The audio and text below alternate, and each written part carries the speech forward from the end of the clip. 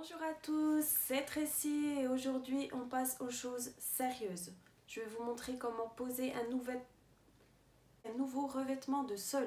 Alors, comme je ne suis pas non plus expérimentée dans la pose de sol, de carrelage ou de parquet, j'ai choisi de poser des lames en PVC auto-adhésives. Donc mes lames en PVC, je les ai achetées chez Leroy Merlin, donc c'était une fin de série, donc j'en ai eu pour moins de 10 € le mètre carré.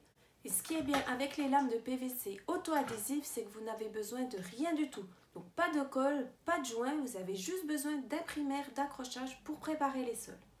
Allez, on prend ses petits bras et on y va. Pour préparer mes sols, je vais avoir besoin d'imprimaire d'accrochage avec une brosse à encoller. Et pour les découpes, une règle et une équerre en fer, 1 mètre, un crayon et un cutter avec de bonnes lames. 24 heures avant la pose, je sors mes lames pour qu'elles s'habituent à la température et les pose bien à plat.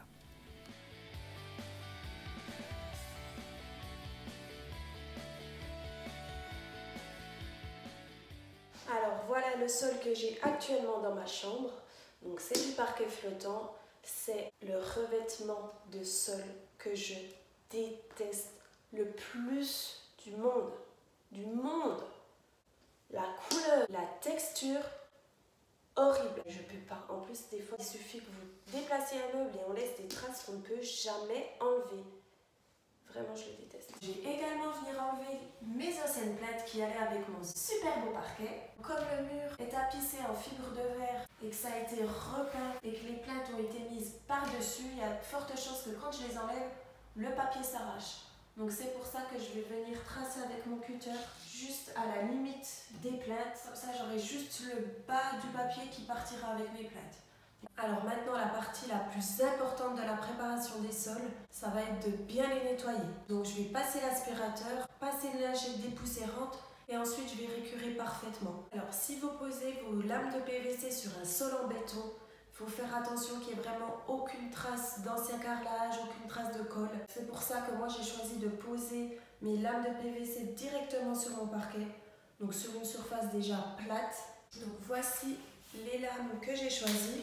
Donc non, je n'ai pas pris un sol léopard, ils n'en faisaient pas malheureusement. Je me suis rabattue sur quelque chose de plus simple, des lames de PVC imitation parquet. Ce qui est important avec le parquet comme avec le papier peint, c'est les numéros de bain. Ça vous indique la production. Donc suivant les productions, il peut y avoir différentes teintes de couleurs. Le bain se trouve ici. Bien sûr, j'ai demandé aux vendeurs avant de les acheter pour être bien sûr. N'hésitez pas à faire pareil parce que ça c'est important quand même. Alors maintenant la question est dans quel sens je vais poser mes lames. Donc, ce qui est conseillé en théorie, c'est de poser vos lames perpendiculaires à votre fenêtre, ce qui va permettre de diffuser la lumière dans toute la pièce. Mais dans une pièce rectangulaire, il serait conseillé d'appliquer les lames parallèles au plus petit mur de la pièce.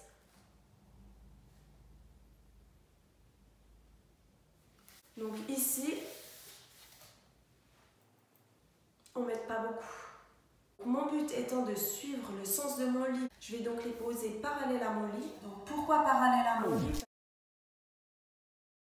Parce que ça va éviter d'avoir un effet croisé, tout simplement. Allez, assez parlé, on passe à la pratique. À l'aide de la brosse, j'applique le primaire d'accrochage en fines couches régulières.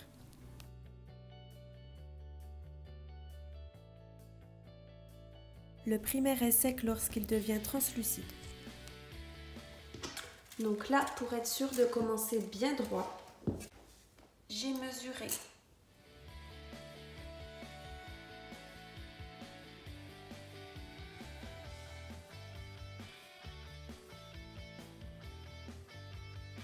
Donc pour la lame qui viendra ici, je ferai mes découpes plus tard, ce sera plus facile.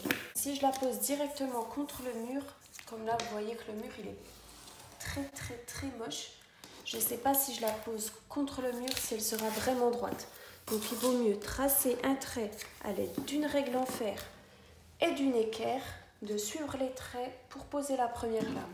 Là on voit qu'il y a des flèches. Donc je pense qu'il faut suivre à chaque fois le même sens. Donc moi j'ai choisi mes flèches qui partent à gauche. Donc je vais essayer de respecter ça. Et c'est parti.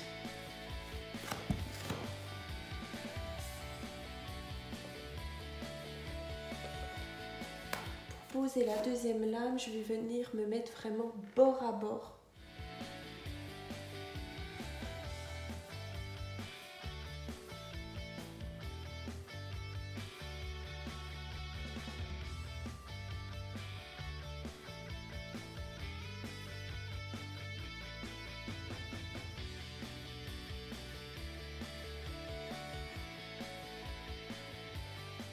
Donc vous avez vu, à chaque fois j'ai décalé la lame de la rangée suivante. Alors c'est comme ça qu'on fait pour les poses de parquet et donc également de lame en PVC. J'ai pas suivi de mesure exacte pour les décaler, mais en tout cas moi ça me semble pas bien grave. J'ai fait ça au visuel et on verra.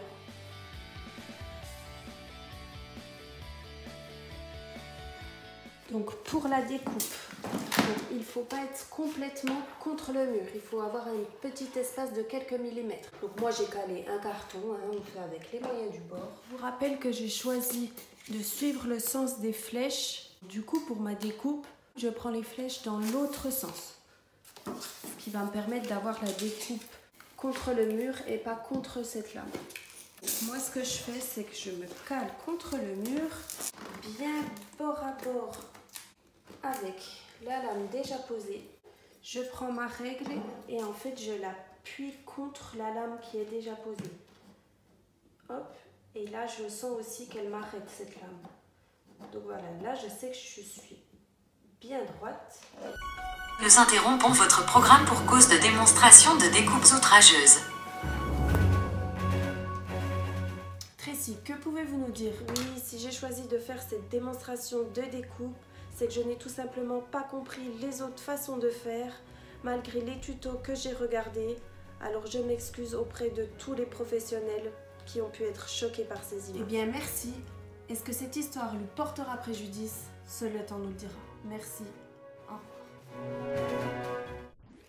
Je presse fort sur la règle. Je vais mettre de mon genou, encore une fois avec les moyens du bord.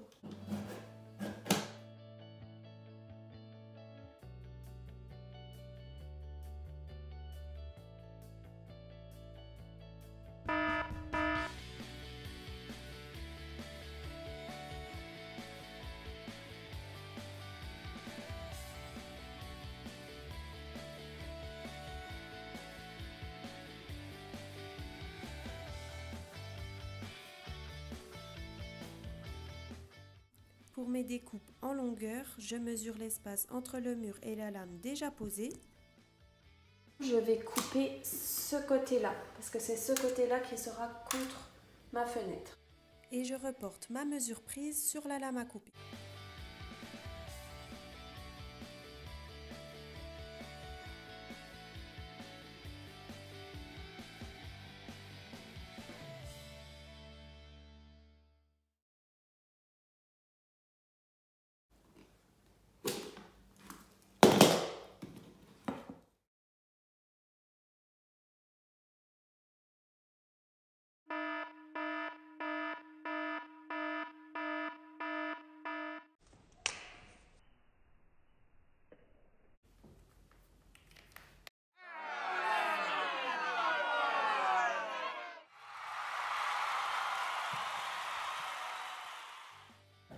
Alors, je vous retrouve aujourd'hui parce que hier, boulette comme je me suis coupé le doigt.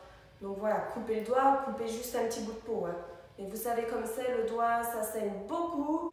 Donc je vous recommande à tous de mettre des gants de protection et de ne pas effectuer vos découpes à l'arrache. Donc, comme ça m'embêtait beaucoup parce que ça saigne beaucoup et c'est vrai que ça fait quand même mal, j'arrivais pas à bien poser les lames. Donc du coup, j'ai préféré continuer aujourd'hui. Voilà, j'ai fini. C'était la première fois que je posais un sol et franchement je suis vraiment satisfaite de ce que j'ai fait, à part peut-être un ou deux petits défauts, mais voilà, je pense qu'il n'y a que moi qui vais le voir. Donc je tiens quand même à préciser que si j'ai fait cette vidéo, c'est pas pour vous montrer les techniques exactes de pose de lame de PVC, mais pour vous montrer qu'on peut y arriver tout seul, qu'on peut arriver à faire quelque chose de propre. J'ai peut-être eu du mal un peu avec les découpes, je m'y suis reprise à 1 à 2 fois. Donc c'est pour ça que c'est important quand même d'avoir du rab au niveau des lames de PVC pour pouvoir recommencer sans avoir peur de ne pas pouvoir finir la pièce. En tout cas, moi j'ai encore 1 ou 2 cartons, je pense que je vais les réutiliser pour faire 2 ou 3 petites choses, je ne sais pas encore, mais en tout cas je vous montrerai tout ça. Donc c'est vrai que je ne peux pas vous montrer le résultat fini avec les plaintes, je vais les repeindre et il me faudra certainement 1 ou 2 couches. Donc je vous montrerai tout ça donc dans la prochaine vidéo que je ferai. Ce sera une vidéo où je vous montrerai comment je redécore ma chambre. Je ne sais pas encore comment je vais la faire, mais voilà. En attendant, j'espère que cette vidéo vous a plu et je vous dis à bientôt pour une nouvelle vidéo. Bye bye!